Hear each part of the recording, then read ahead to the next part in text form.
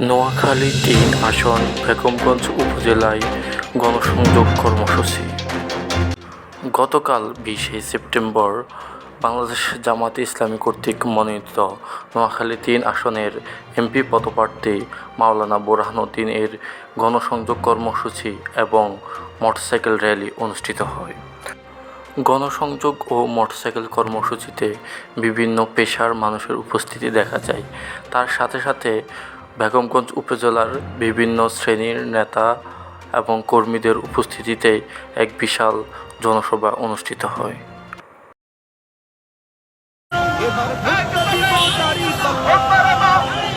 এবার ভোটটা দিব দাড়ি পাল্লায় সবার কাছে দোয়া চাই। এবার ভোটটা দিব আমরা দাড়ি পাল্লাতে ভাই। এবার ভোটটা দিব আমরা দাড়ি পাল্লাতে ভাই। এবার ভোটটা দিব আমরা দাড়ি পাল্লাতে ভাই।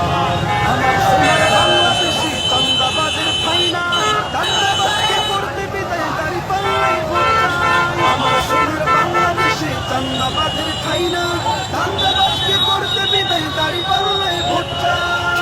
এবার ভোটটা দিব।